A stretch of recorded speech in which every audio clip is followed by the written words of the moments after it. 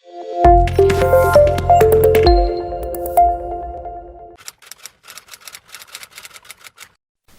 nagaa jirtu an Dirribaa Yeleen jedhama. Har'as egaa barumsa keenya seerluuga yookaan giraamerii afaan Ingilizii mata duree waliigalaa English Grammar Explained in Afaan Oromoo jedhuun walitti deebinee jirra. Barumsi keenya kun egaa qabiyyeen isaa barreeffamni isaa hundumtuu afaan Ingiliziitiin ta'e. Ani garuu akka inni haala mijataa ta'een namootaaf haala salphaa ta'een hubatamuu danda'uuf jechanii afaan keenya yookaan afaan Oromootiin ibsatti kennaa jechuudha.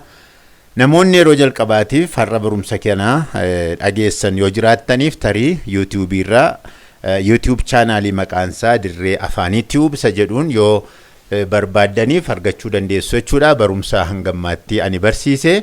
Hangammaatti egaa mata dureedhuma waliigalaa amma dubbachuudhaaf yaale English Grammar Explained in Afaan Oromoo jedhu jalatti mata duree guddaa addaa tokko Parts of Speech jedhu waliin ilaalaa jirra. Achi jala qabxiiwwan gurguddaa 8tu jira jennee jalqabarratti tarreessinee dubbannee turre yookaan kaa'een ture. Achi keessaa warra 8 keessaa hangammaatti nouniif qabxiiwwan isa jala jiran, pronouniif qabxiiwwan isa jala jiran ilaallee mata dureewwan gurguddoo 8 parts of speech jala jiran keessaa egaa isa sadaffaa ilaalaa jirra. Innis waa'ee verbiitii jechuudha. Waa'ee verbiis egaa ilaaluu jalqabnee isaan keessa hangammaatti action and stative verb warra jedhaman ilaallee turre. Barumsa 13ffaa irratti jechuudha. Marsaa 13ffaa, marsaa 14ffaa irratti regular and irregular verbs warra jedhaman ilaallee turre. Yeroo darbe immoo marsaa isa kana dura inni ture marsaa 15ffaan jechuudha. Main and helping verbs warra jedhaman ilaalee turre. Har'agaa verbii jalatti barumsa keenya arfaffaa waliigala barumsaa keenyaan immoo marsaa 16ffaan inni ta'u waa'ee modal verbsiitii jechuudha.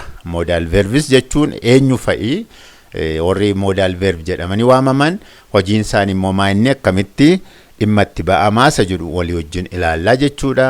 Egaa kallattiidhumaan gara ibsa keenyaatti yoo dabarree modal verbs are a special kind of helping verbs. Yeroo darbee akkuma nama dubbachuudhaaf yaale marsaa barumsa keenya marsaa 15ffaa irratti waa'ee mainiif helping verbii bal'inaan ilaallee turre. Sentensii tokko keessatti main verbii warri jedhaman eenyu fa'i, helping verbii warri jedhaman immoo eenyu fa'i. Egaa amma modal verbiin kun itti fufee qaama helping verb warra jennee waamnuuti. Sentensii tokko keessatti akkamittiin warra immoo main verb jedhamanii wajjin hojii hojjetu, maal ibsu, akkamittiin wal cina dhaabbatanii waa'ee subjectii sentensii sanaa dubbatu isa jedhuuti waliin ilaallee turre. Ibsu warri kunii jechuudha. Fakkeenyaaf a modal verb helps the main verb if helping verbii barumsa 15ffaa ilaaluudha jechuudha gaamma. To express the mood of the subject. Haala subjectiin sentensii sanaa irra jiruti dubbatu jechuudha. Bifa akkamiin fa'iin immoo dubbatu. Fakkeenyaaf yookaan waa'ee ability, waa'ee dandeettii, waa'ee permission, waa'ee eeyyamaa, advice, waa'ee gorsaa, obligation, waa'ee dirqamaa fi akkasuma immoo possibility waa ta'uuf danda'uusaa. Isaan kan ammoo sentensii tokko keessatti ibsuu jechuudha. Modal verbs jennee warri nuti amma itti fufnee ibsinu fakkeenyaaf can, may, shall, will. Isaan kana duwwaa miti itti fufanii baay'een jiraachuu danda'u. An garuu warra ijoo ta'an yeroo baay'ee dubbannaa keessattis barreeffama keessattis irra deddeebiidhaan dhimma itti baanu irrattan xiyyeeffadhee kaa'e malee modal verbs warri jedhaman kana qofaa miti. Waan lama garuu hubachuun gaariidha. Bakka kana tokkoffaa qaama helping verbii ta'uu isaanii, qaama helping verbii ta'anii immoo main verbii warra jedhaman sentensii sana keessa jiran wajjin waliin ta'anii waa'ee eenyummaa subjectii sentensii sana akka isaan dubbatan akkasuma immoo hiikaadhaan immoo maal hojjetu jarreen kun isa jedhuu fi ability isa jedhu dandeettii waa danda'uu qaama tokko permission eeyyama gaafachuuf kennuu ta'uu danda'a. Ibsanii dhuma dhiisuu danda'a. Waa'ee gorsaa, waa'ee obligationii fi waa'ee possibility waa'ee dubbatu jechuudha. Fakkeenyaaf tartiibi isaanii akkuma dubbachuudhaaf yaale egaa Can, may, shaaliif wiiliidha. Paastii jarreen kana ammoo isaanis modal verbii jedhamanii dhumati paastii isaanii wajjin beekamu. Paastensii isaanii wajjin. Kan kaanii koodiidha. Kan may, might. Kan shaalii shouldidha. Kan wiilii immoo wouldidha jechuudha. Itti fufanii gaa must maaloo jedhamanii modal verboonni garaagaraa jiru waan ta'eef akkasitti hubachuun gaariidha jechuudha. Jalqabaa isaan eenyu fayyisa jedhuuf liistiin isaanii kunooti. Baay'een isaanii guutummaa dhibba isaan kana jechuudha yoo baannillee. Hojiin isaanii immoo maal isa jedhuuf immoo gararraatti deebinee ibsa isaa yoo laalleef haala gaarii ta'een hubachuun hin danda'ama jechuudha. Mee tokko tokkoon immoo hojii hiikaa jarreen kana yoo laalleefi kaanii irraa jalqabnee ilaallu. Kaanii attamitti dhimma itti baana. Hojiin isaa maal isa jedhu maal fa'aa ibsaa isa jedhu yoo laalleef fakkeenyaaf tokkoffaa irratti dandeettii ibsa. Ability isa jedhu ibsa. Fakkeenyaaf they can speak afaan Oromoo. Kaaniin addana keessatti amma afaan Oromoo dubbachuu danda'u isaanii kan nutti mee modal verbii kaanii jedhudha jechuudha. Kanaaf dandeettii ibsuu isaa hubachuun gaariidha. Kan biraa permissionii yookaan eeyyama ibsa. Can I use your laptop please? Bifa gaaffiitiin laaptooppii kee gargaaramuu nan danda'a. Kaaniin suni nan danda'a isa jedhu akka nu ittiin eeyyama gaafannuuf nu taasiseera jechuudha. Permissionii isin ibsaa jechuudha.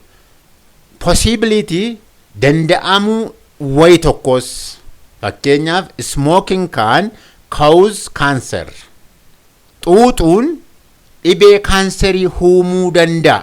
Hin danda'a. Xuuxuun akka inni rakkina kaanserii fiduu danda'u kan nutti himaa jiru modal verbii isa kaan jedhudha jechuudha iddoo kanatti. Kanaaf yeroo dubbannu bifa kanaanii possibility wanta tokko ittiin ibsuufis hin danda'ama jechuudha. Request gaaffii fakkeenyaaf. Can you hand me your book? Kitaaba kee na ergisuu dandeessaa?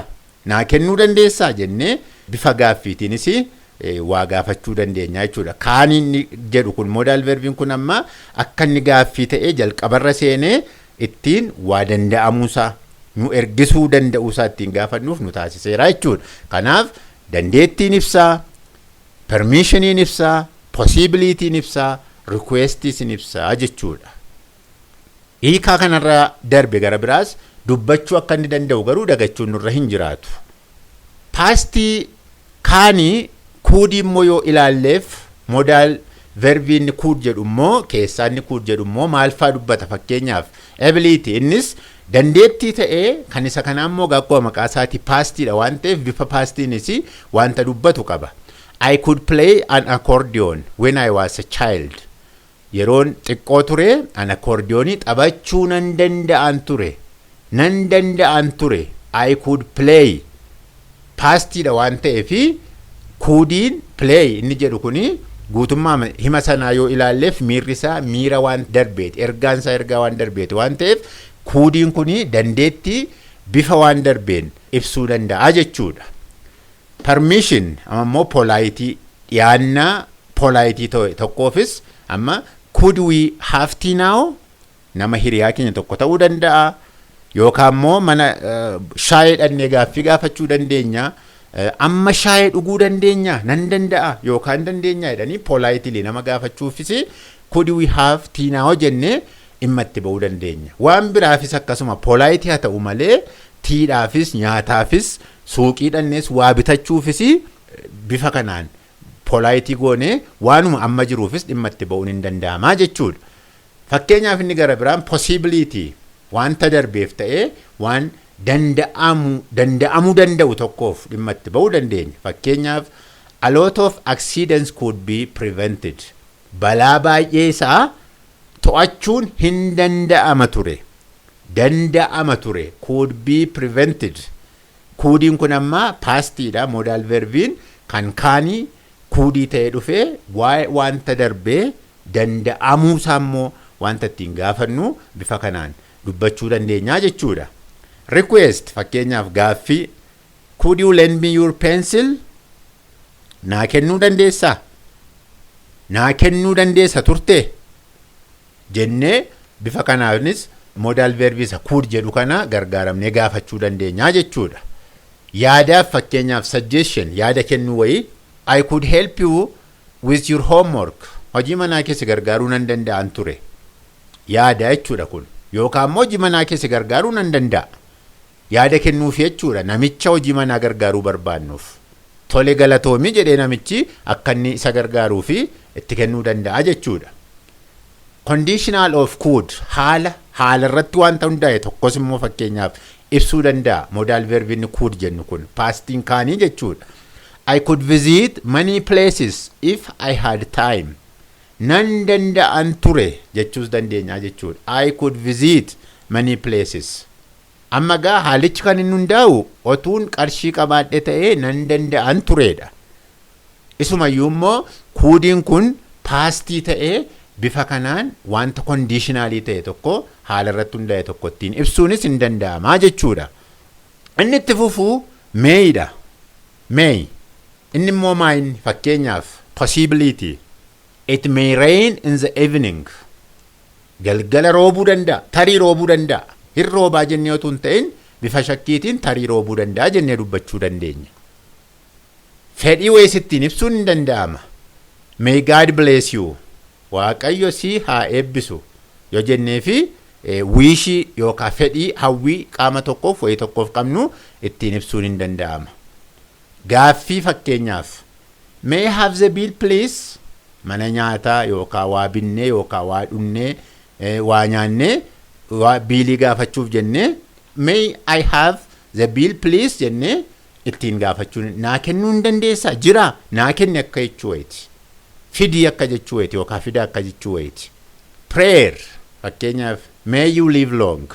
Nama tokkoof bara dheeraa jiraadhu jennee yoo bifa kadhannaatiin hawwii keenya ibsuu fi barbaanne akkasittis ibsuufiin hin danda'amaa jechuudha.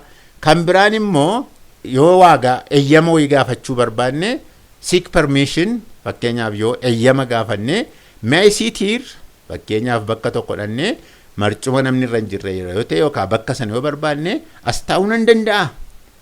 Dhiyaannaa politeedha jechuudha. May I sit here? May I use this pen, this laptop jennee gaafachuu dandeenya jechuudha. Yeroo namaaf eeyyama laannus akkasuma ta'uu danda'a. You may be seated. Noora fakkeenyaaf nama dura dhaabbannee haasaa wayii gochaa turre namni ka'ee dhaabbachaa ture yoo ta'e yookaan immoo kabajaaf jedhanii nuuf kaan yoo ta'e noora ta'a yoo jechuu barbaanne you may be seated jennee may gargaaramne ibsuu dandeenya jechuudha.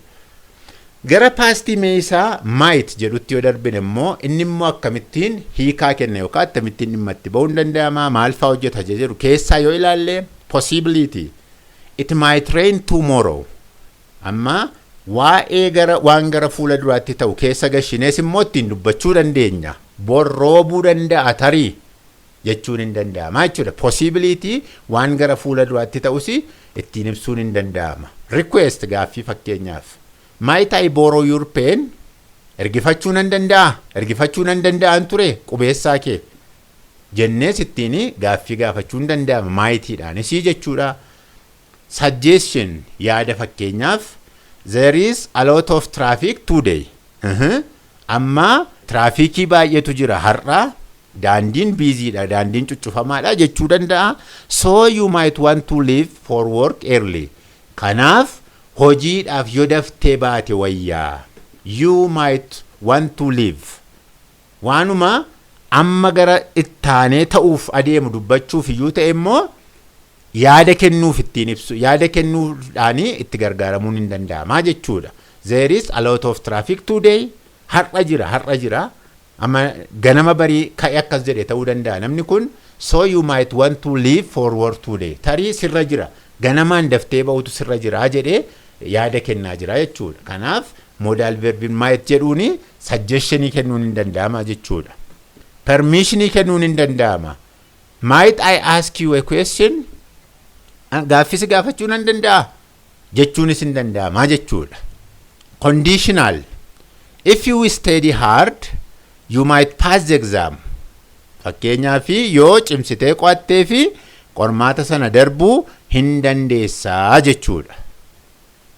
Shall immoo akkasuma yoo itti fufnee ilaalleef maanni kansaa immoo hiikaansaa yoo jenne simple future fakkeenyaaf we shall fight hin lolla jennee wanta hojjechuuf adeemnu wanta hojjechuu barbaannu tokko ittiin ibsuun hin danda'ama. Promise waadaa wayiis ittiin dubbachuun hin danda'ama. Fakkeenyaaf I shall give you my laptop if you win the race. Qaama tokkoof shall modal verb jedhuun ittiin waadaa seenuufiin hin danda'ama jechuudha. Fakkeenyaaf I shall give you my laptop if you win the race. Yoo ati dorgommee sana moote ani immoo laaptooppii kon siif kenna yookaan qarshiin siif kenna jennee shall isa jedhu kanaan piroomisii haasa'uunis hin danda'ama jechuudha. Command abboommis ittiin hojjechuun hin danda'ama. You shall not drink beer. Biiraa dhuguun sirra hin jiraatu yookaan immoo namoota irra hin jiraatu jedhamee barreeffame wanta maxxanfamu tokkoofis dhimma itti ba'uu dandeenya. Garuu modal verbiin shall jedhu akka inni commandii ittiin ergaa commandii of keessaa qabu dabarsuuf dhimma baasus beekuun gaariidha. Revenge inni jedhu jira. Fakkeenyaaf ijaa ba'uu. They shall beat you if you insult them. Ati yoo isaaniin arrabsite isaan si rukutu si dhaanu. They shall beat jennee waan ergaa bifa kana of keessaa qabuuf ittiin dabarsuun hin danda'ama jechuudha. Gaaffii ittiin gaafachuun hin danda'ama. What shall we do? Where shall we go? Jennee gaaffii ittiin gaafachuunis hin danda'ama shaaliidhaan jechuudha. Sodaa waan jiru tokkos ergaa akkasii ittiin dabarsuun hin danda'ama. Threat. You shall be imprisoned for your crime. Yakka waan hojjetteef in hidhamtaa jennees ergaa akkasii kan of keessaa qabu barreeffama yookaan dubbannaa dabarsuunis hin danda'ama jechuudha. Should isa jedhus yoo ilaalle fakkeenyaaf shouldin immoo gaa paastii shaaliiti waan ta'eef gorsa yookaan yaada kennuun hin danda'ama. Your hair is too long. You should get a haircut. Rifeensi kee waan dhedheerateef murmursiifachuutu sirra jira. Gorsuudha jechuudha. You should get. Paastii otuun ta'in kuni haaluma amma keessa jirurra dhaabbanne yaada gorsaattiin dabarsuufis dhimma itti ba'uun hin danda'ama jechuudha. Should. Likely in the future. Wanta gara fuula duraattis immoo ta'uuf adeema jennee yaanu tokkos ittiin dubbachuun hin danda'ama. Daraartuu should win tonight. Har'a galgala daraartuun mo'uutu irra jira. Dorgommee ta'uu danda'a. She is strong enough. Cimtuu waan taateef hin mooti. Amma seentansiin lammaffaa isa gararraa irratti dhiibbaa inni fidumaa inni akka isheen mootuu fi akka nuyi shuudii keessa gashinee dubbannuuf kan nu taasise cimina isheeti. Cimtuu waan taateef har'a galgala hin mooti. She is strong enough. Daraartuu should win tonight. Garuu filoosaaf jennee duraa duubisaatii akkas ta'e irraa kan baate jechuudha. Obligation. Dirqama fakkeenyaaf. You should keep your promise. Shuudiidhaanis obligation hojjechuun hin danda'ama jechuudha. Kun paastii wanta ta'eef otuu hin ta'ini ati waadaa kee eeguus sirra jira jennee dhumattiin ergaa dabarsuufis kan nuyi dhimma itti baanuudha jechuudha. Situation likely in the present. Haala presentii keessatti ta'e immoo haala ta'e tokko ittiin ibsuudhaaf nu gargaara. Taliilee should be at home right now. Taliilee should be at home now. Give her a call. Akkas jechuun dirqamumaan mana jiraachuutu irra jira otoo hin ta'in mana jirti akka isheen mana jirtu beekaa yeroo kana mana jirti jedheedhuma yaada waan ta'eef bilbiluuf hin danda'amaa jechuudha. Kanaaf wanta bifa kanaan beennu tokkos akka wanti tokko jiru akka ta'aa jiru yeroo beennu beenna waan ta'eef jennee shuudiitti gargaaramnee ergaa sana dabarsuunis hin danda'amaa jechuudha. Dirqama fakkeenyaaf duty inni jedhu kunis jira. The police should show good character. Poolisiin dirqama hojii isaati waan ta'eef amala gaarii agarsiisuutu irra jira. Kun immoo dirqamatti should show dirqamaan eenyummaa isaati hojii isaati waan ta'eef waan hojii isaa ta'e tokkotti immoo should show gochuutu irra jira jechuudha. Amala gaarii agarsiisuun dirqamatu irra jira jechuudha. Amma immoo modal verbota keessaa wiilii isa jedhu ilaalla. Wiiliin immoo maayinni hojiinsaa yoo jedheef fakkeenyaaf they will come soon. Wanta baay'ee nutti dhiyoo jiru tokkottiin ibsuudhaaf. Simple future wanta ta'e wanta nutti ta'uudhaaf baay'ee nutti dhiyoo yookaan immoo yeroo amma keessa jiru tokkotti dhiyoo ta'e tokko ibsuudhaaf dhimma itti ba'uun hin danda'ama. They will come soon.